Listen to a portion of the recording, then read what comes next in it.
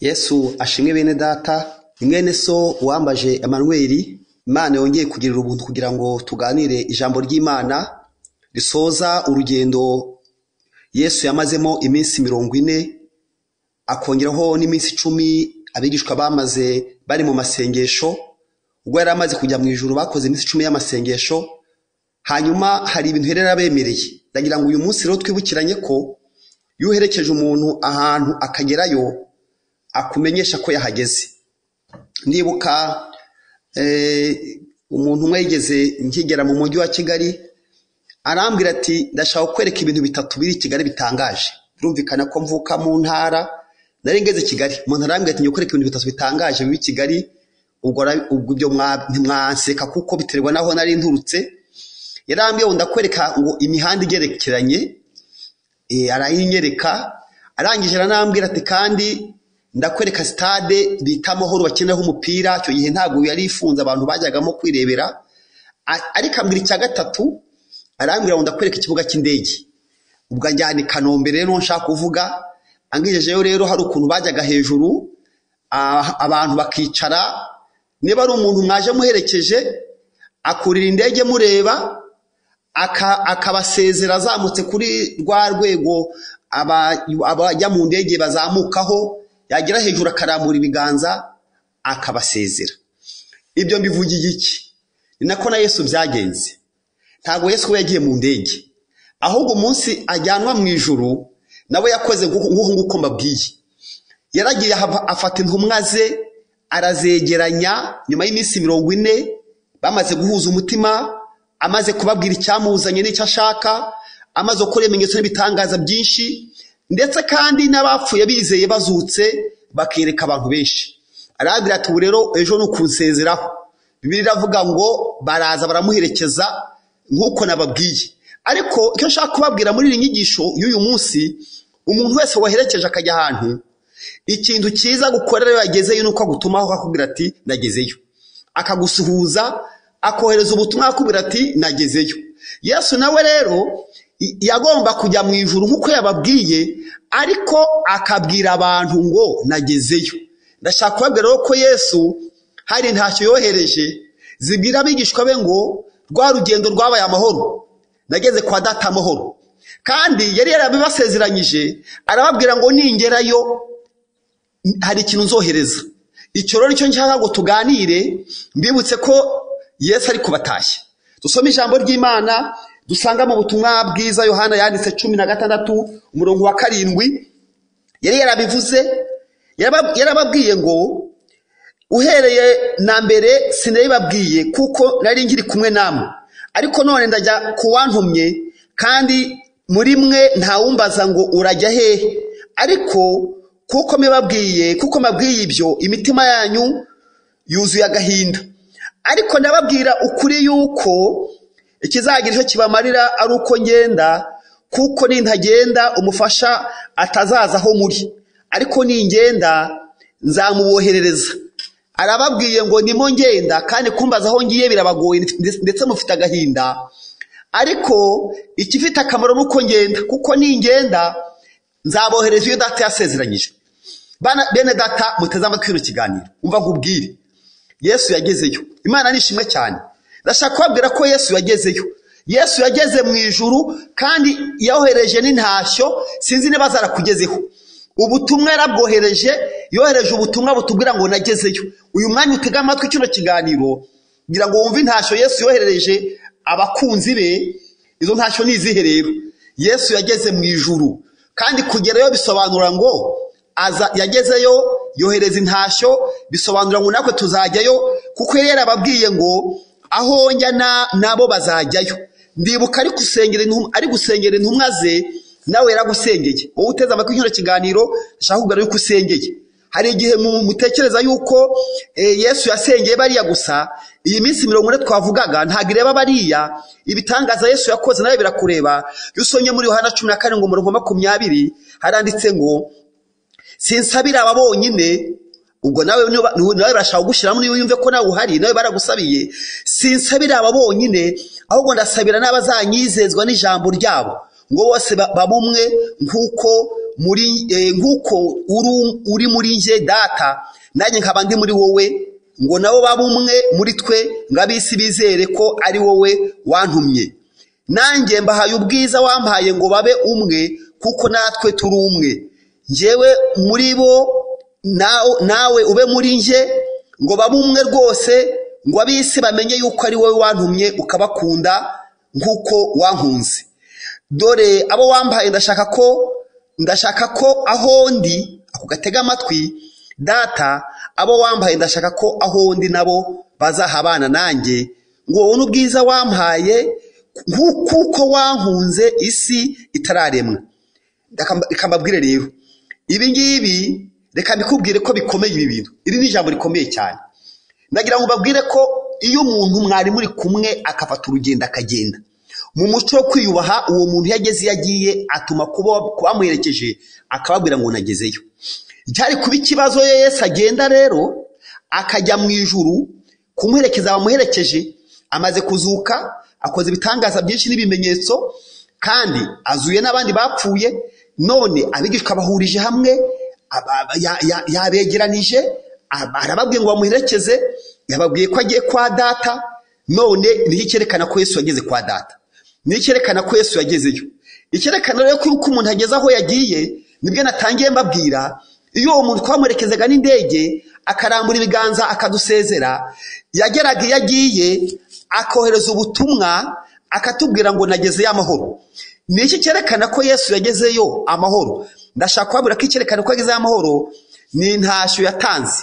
Intashyo yatanze rero tugiye kurebera hamwe, mbabwire ko Yesu uyu munsi aracyatasha abantu, kuko ibi byabaye tudahari, ariko ikimenyetso cyerekana ko Yesu yagezeyo kandi abagiye gutegurira aho uzaba ni intashyo yatanze. Ndibuka yuko twasomye tugitangira mu byakozwe n'intumwa igice cyaho cya mbere umurongo wa 6, ariko cyane cyane ku murongo waho w'ikenda, ngo amaze kuvuga atyo azamurwa mu ijuru, igicu kiramubakingiriza. Umva, igicu kiramubakingiriza ni ukuvuga ngo yarabasezeye, arabasezera, igicu kiramubakingiriza, ngo babona nyine arababwiye ngo ndagiye. Ariko reka mbabwire bene data, yarababwiye marayika amaze kubona ngo banze gutaha, urumva ntabwo bahise bataha, ngo bakomeje kurara muko Yesu agenda. Ariko ugeze ku murongo waho ngo wa 10, ngo bakiraramye, ngo batumbira mu ijuru, ngo akigenda, ngo abagabo babiri barababonekera bahagaze iruhande rwabo bambaye imyenda yera. Barabaza bati, yemwe bagabo b'i Galilaya, n'igitumye muhagaze mureba mu ijuru? Yesu bakuyemo akazamurwa mu ijuru, azaza atyo nk'uko mumubonye ajya mu ijuru. Bene data rero, ndagira ngo mbabwire ngo kugera mu ijuru kwa Yesu ntabwo twari bubyemere keretse ari uko yohereje intashyo. Izi ntashyo rero zimaze iki? Yesu yatubwiye mu kanya abwira abigishwa be ngo ndabizi ngo mufite agahinda murababaye, ariko mu kanya gato ngo murambura ubundi mwongere mumbone. Ndashaka kubamenyesha rero ko intashyo Yesu yazohereje zaba zarakugezeho. Intashyo Yesu yohereje zakugezeho. Iyo ugiye gusoma inkuru zo mu Itangiriro 45, tuhasanga amakuru ajya gusa n'aya ngaya y'umugabo witwa Yakobo. Yakobo muramuzi ko yabyaye abana, ariko abyaramo umwana witwa Yosefu, kandi uwo mwana Yosefu amakuru ye murayazi. Muzi ko bene nyina bamugambaniye cyangwa se bene se ngagurishwe, hanyuma ajyanwa kwa Potifari, aza kuhava ajya muri gereza. Avuye arafungwa, ariko amaze gufunga aza gufungurwa, arangije Farawo amugira umwami n'umutegetsi, aramubwira ngo nta wundi muntu unduta uretse wowe, ngamuha ubutware bwose.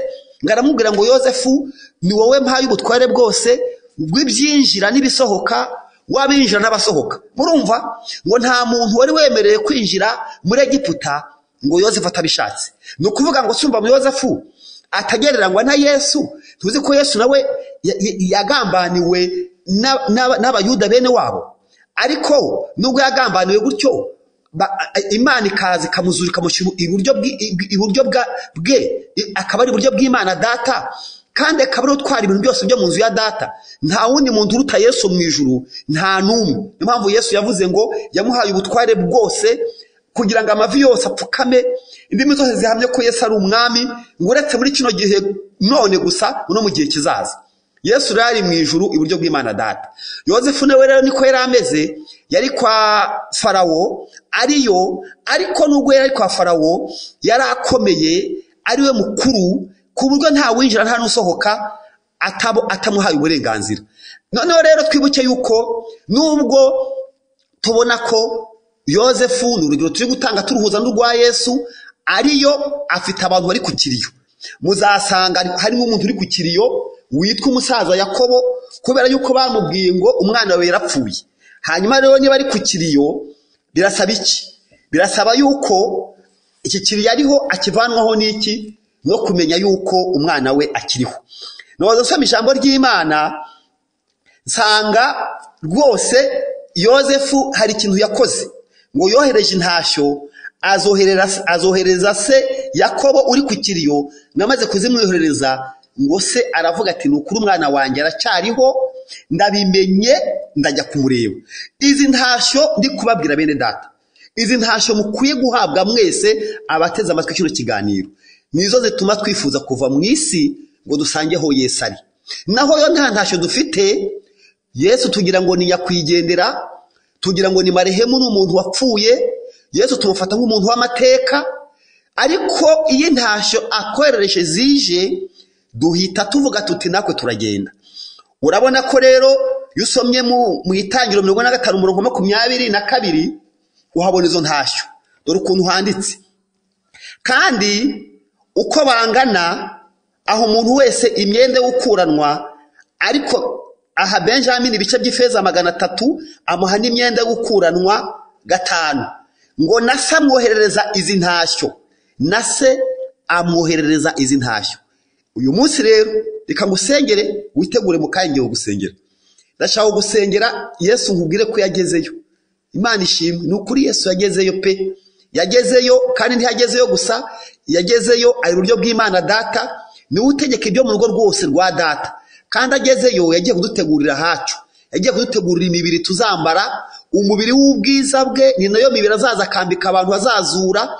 Ikimenyetso cy'uko Yesu yagezeyo rero nuko yohereza intashyo zivuga ngo nagezeyo amahoro. Izo ntashyo ni izihe rero?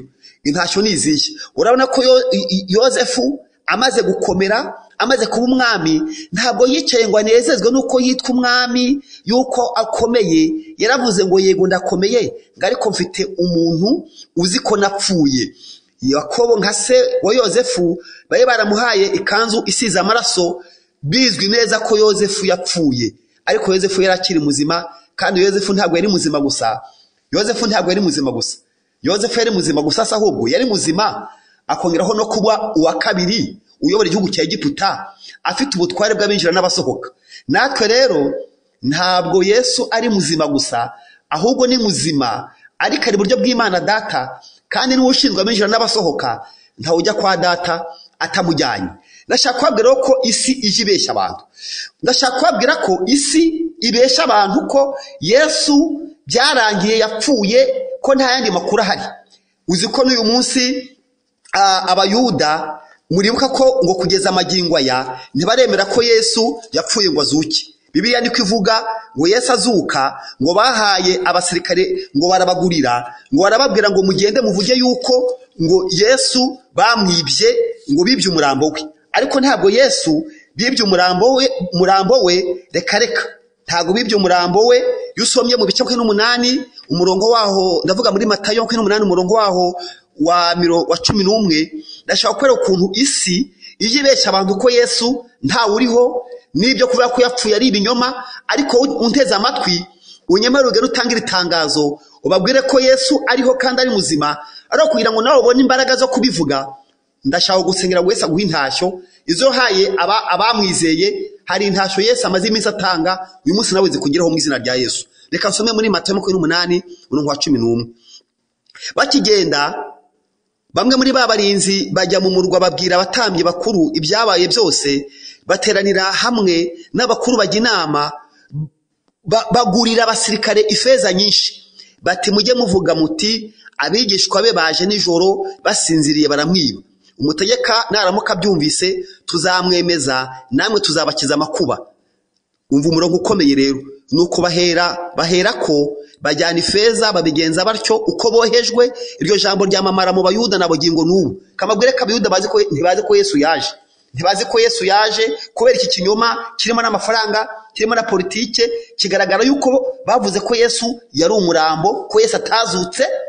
Niyo mpamvu Yesu akwiye gutanga intashyo. Umva bene data, umva mbabwire, mwebwe muteze amatwi kino kiganiro, iyo Yesu ataguhaye intashyo nawe umera nk'aba bayuda ngo baha abasirikare amafaranga menshi ngo bagende babwire abantu ko Yesu atazutse, ngo ahubwo bamwibye. Icyo kinyoma kiramamara na bugingo n'ubu. Hari abayuda batemera ko Yesu yapfuye, ko yanaje. Ikibazo cyabaye ni ikihe rero? Ndashaka kubabwira ko iyo nta ntashyo dufite, Yesu yaduhaye ko yagezeyo, natwe tuba mu kiriyo. Yakobo rero yari mu kiriyo cy'uko umwana we yapfuye. Nukuri yari yararize cyane, afite agahinda ngo umwana we yarapfuye, kuko yaravuze ngo azarinda gikuzimu, ngo akibabaye, ngo kubera yuko umwana we yapfuye. Ariko reka mbabwire, nimuve mu gahinda, nimuve mu kababaro. Muririmbyi yavuze ngo noneho nta kimubabaro ntwaye, kuko nzawibagirwa kwa Yesu. Undi muririmbyi ararimbye ngo ntereye umusozi ndaruha, ngo wambuye ko hazaza ndaruhuka. Yakobo rero nawe yari arabeshywa n'abahungu babeshya, bamubeshya yuko Yozefu yapfuye adahari. Ariko reka mbabwire ko yari ahari. Reka mbabwire ukuntu Yakobo yari mu kiriyo n'ukuntu ikiriyo yagikuweho. Iyo usomye mu Itangiriro 37, dore ukuntu Bibiliya ivuga. Umurongo Itangiriro 37:31 haranditse ngo benda ya kanzu ya Yozefu, babaga isekurume y'ihene, binika ikanzu mu maraso yayo, boherereza ya kanzu ndende, bategeka ko bayijana kwa se, bamutumaho bati twabonye iyi kanzu, none umenye ko yaba ikanzu y'umwana wawe cyangwa ko atariyo. Umusaza Yakobo arayimenya, aravuga ati ni ikanzu y'umwana wanjye, inyamaswa y'inkazi yamuriye nta gushidikanya. Yozefu yatanyaguwe nayo. Yakobo ashishimura imyenda ye, akenyera ibigunira, amara iminsi myinshi ababaye, yiraburiye umwana we. Abahungu be bose n'abakobwa be bose barahaguruka ngo bamumare umubabaro, ariko yagakomerwa umubabaro. Aravuga ngo nzarinda nsanga umwana wanjye ikuzimu nkirira. Nuko se aramuririra. Umva ukuntu umusaza avuze, kubera ko abonye ikanzu ya Yozefu, arabwiwe ngo zamuriye, arabyemera. Reka mbabwire, ntabwo inyamaswa zariye Yozefu. Yozefu ni muzima, kandi ntabwo ari muzima gusa, ahubwo ubu ngubu ni umwami. Ndashaka kubabwira ko Yesu nawe niko bimeze. Ndashaka kubwira abantu mwese mwari muri mu kiriyo no mu gahinda, Yesu ni muzima, kandi ntabwo ari muzima gusa, ahubwo ari uburyo bw'Imana Data. Ndashaka gusengera Imana ikoherereza intashyo. Urabona ko uyu musaza rero bamwoherereje intashyo, turebe ukuntu yavuye kuri kino kiriyo. Yabaye ku kiriyo iminsi yose yibwira ko Yozefu yapfuye, ariko Yozefu ni muzima. Abari kurira reka mbabwire inkuru nziza, nimuve mu marira no mu gahinda. Yesu ni muzima, kandi ntabwo ari muzima gusa, ahubwo yicaye uburyo bw'Imana Data, kandi niwe utegeka ibyo mu rugo rwose rwa Data. Kandi niba ushaka ko guha ikimenyetso ko ahari, ndashaka gusengera Imana iguha ikimenyetso, ikoreza intashyo. Yesu akoreza intashyo zo mu ijuru zerekana ko ari muzima. Dore ukuntu Yakobo yashoje cyakiriyo murambabarira. Kadusome ijambo ry'Imana mu Itangiriro 47. Nuko turebe uko byagenze, turebe ukuntu ibyo bintu byakemutse, ikibazo uko cyo kuva ku kiriyo cyabaye. Itangiriro 45 umurongo wa 25, Itangiriro 45:25. Turebe, bava muri Egiputa barazamuka bagera mu gihugu cy'i Kanani kuri se Yakobo. Baramubwira bati Yozefu aracyariho, niwe mutware w'igihugu cya Egiputa cyose. Haleluya. Umva kansubiremo, baramubwira bati Yozefu aracyariho, Yesu ni muzima, niwe mutware w'igihugu cy'ijuru, niwe mutware w'igihugu cya Egiputa cyose. Ngo Yakobo, Bibiliya ikavuga ngo noneho ngo umutima we ngo ntiyabyemera, ngo arakakara kuko atabemereye. Aya magambo tubwira abantu ko Yesu ari muzima ntibajya bayemera. Ariko reka mbabwire, Imana igiye kumanura imbaraga zikomeye cyane zo kwemeza abantu ko Yesu ari muzima. Abantu bose bazaba ku kiriyo n'agahinda. Isi igomba kumenya ko Yesu ari muzima, kandi ko ari umwami utegeka ijuru agategeka n'isi. 27 haranditse ngo bamubwira amagambo yose Yozefu yabatumyeho. Nange ndababwira amagambo yose Yesu yambaye kubabwira. Yesu ni muzima kandi ari buryo bw'Imana Data, afite ubutware bwose kandi amazina yose, indimi zose zikwiye guhamya ko Yesu ari umwami. N'uyu munsi Yesu ni muzima mu buzima bwawe. Ndagira ngo umbwire ngo wumve ko Yesu ari muzima. Ntabwo Yesu ari nyakwigendera. Yesu ni muzima kandi ntabwo ari muzima gusa, ahubwo niwe mwami utegeka ijuru. Reka dusome uko handitse. Bamubwira amagambo yose ngo Yozefu yabatumyeho, ngabonye ayo magare Yozefu yohereje kumuhagurutsa, ngo umutima wa se Yakobo ngo urahembuka. Israheli aravuga ngo Yozefu umwana wanjye aracyariho, ndajya kubonana nawe ntarapfa. Umva nkubwire we gupfa, Yesu ariho. Reka ngusengere Imana ikorereze intashyo.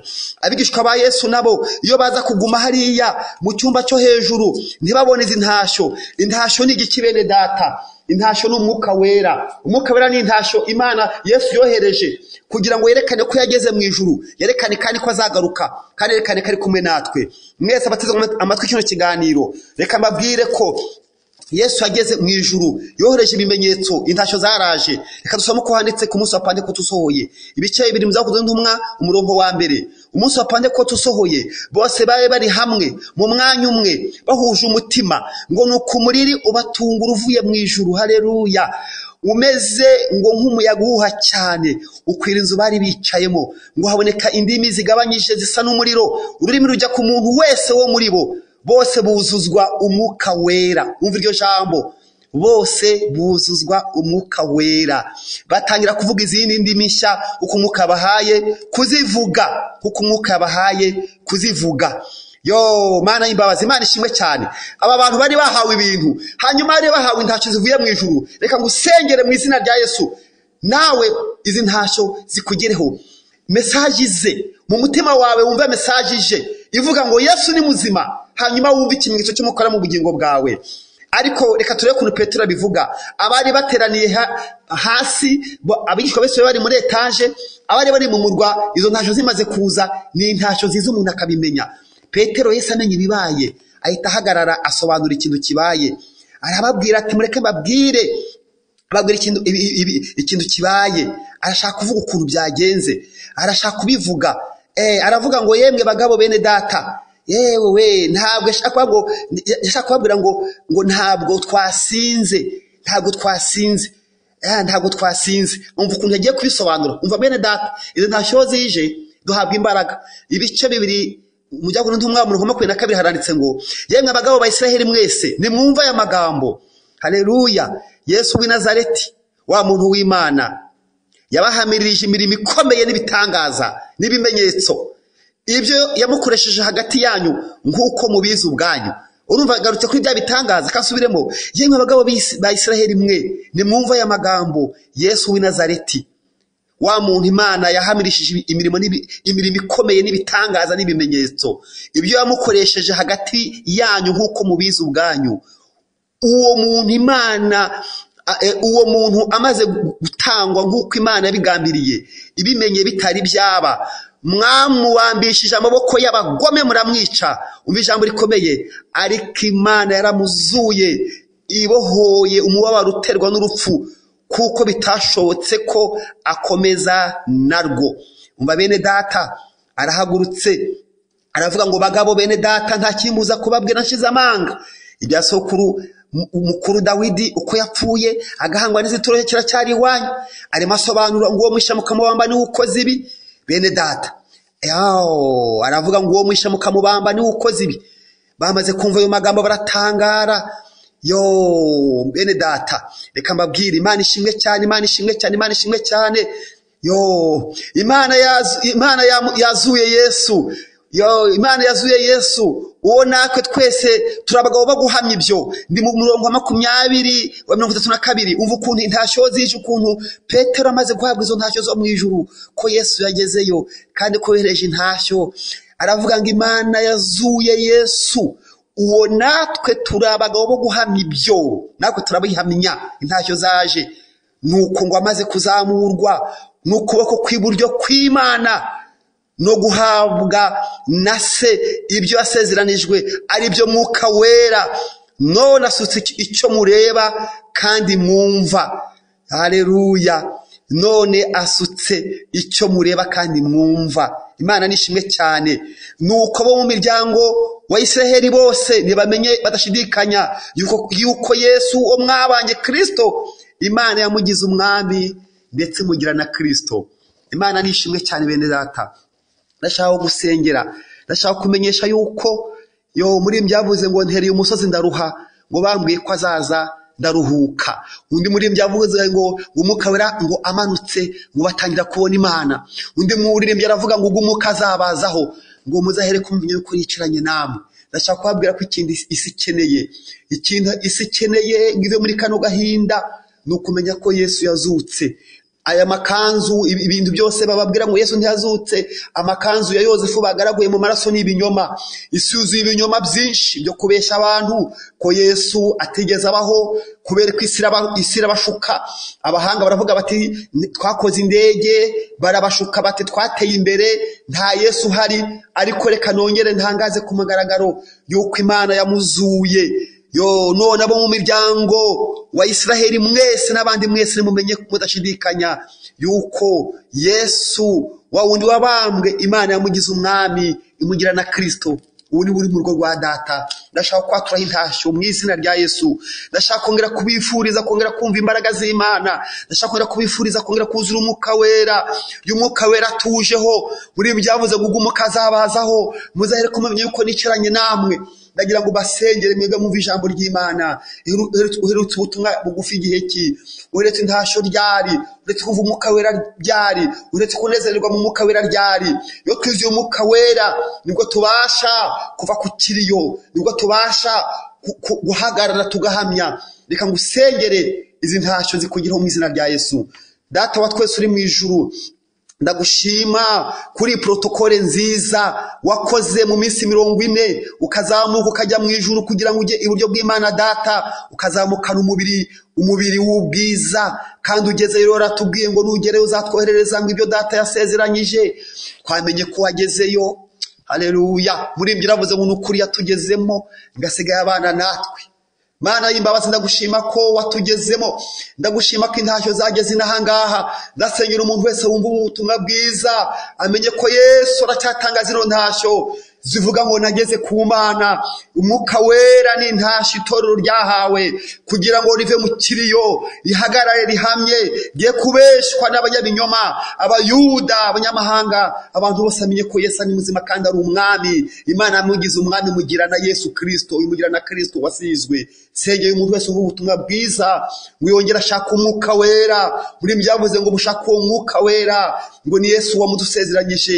Ndasabira umuntu wese uherutse kumva umwuka wera mu bihe bitambutse, uyu mwanya Imana yongera imwiyereke. Mwuka wera manuka, intashyo nizize, abantu nibongere kwishimira mu mwuka wera, nibongere kuzuzwa umwuka wera, nibongere kuvuga mu ndimi nshya, nibongere kwerekwa, nibongere gukumbura ijuru. Yakobo ngo amaze kubona intashyo yohererejwe na Yozefu, yaravuze ngo ikironda kiretse, ahita avuga ngo ndajyayo, ngo umwana wanjye aracyariho. Iyo tubonye intashyo zivuye mu ijuru, iyo twumvise umwuka wera, nibyo bitwibutsa ko Yesu ari muzima, kataheranywe n'urupfu, kandi bikatubwira ngo nako tugomba gutaha tukamusanganira. Mwami ndasengera abantu bose batezame ku kino kiganiro kugira ngo imbaraga z'Imana, umwuka wera wongera amanuke mu itorero, isi ive mu gahinda no mu kiriyo. Yesu ni muzima kandi ni umwami. Yabwiye Yohani Patimo ugupfa ko narapfuye ariko ndi muzima kandi ndagenagena mu itorero ryanjye. Mwami ndasengera abantu bafite agahinda, bafite amarira, badafite uko babigenza, bafite ibimenyetso ko Yesu atabakunda, ko Yesu adahari. Bavuze ngo Imana iri hehe? Imana yabiri kwande. Ayo makanzu ni muyajugunye. Yesu ni muzima. Mwami ohereza intashyo, wohereza abera intashyo, wohereza abantu bo mu isi intashyo, bamenye kuri muzima, bamenye kuri umwami, bamenye ko ari wowe nzira n'ukuri ubugingo, ko ntaho ujya kwa Data tutamujyanye. Kugeza iyi saha ni wowe Mwami. niwohereza intashyo n'izabisi bakeneye, bongere bibuke yuko bari barabeshwe ibinyoma ko Yesu atabayeho. Wohereza abayuda, wohereza abanyamahanga, wohereza abaguye muri iyi minsi, abantu bongere kumva intashyo zivuye ku Mana, bongere kumva umwuka wera, bongere kunezerwa, bongere kumva ibihimbano by'umwuka, bongere kumva impano z'Imana zongera kuzuka mu buzima bwabo. Ndasengera imitima yose ubise ubona ubutumwa bwiza, ngo yakire intashyo zivuye ku Mana, niyakire intashyo zivuye ku Mana. Bari mu mwanya umwe, ngo bahuje umutima, ngo umuntu wese ahabwa intashyo, buri wese muri akabona ikimenyetso ku mutwe we, buri wese abona ahabwa kuri uyu mwuka. Ndasaba umwuka wera kugira ngo amurike mu gihe nk'iki, yuzure akwire abantu buke ko Yesu ari muzima kandi agiye kugaruka. Urakoze Mana, ngushimiye ko biri mu mugambi wawe kandi uzabikora mu izina rya Yesu. Ugira neza n'ubisa yo kubikora. Amen. Abagukunda twese, abagukunda twese, abaturiho cyangwa twaraya, tuzahindurwa duse nawe, duse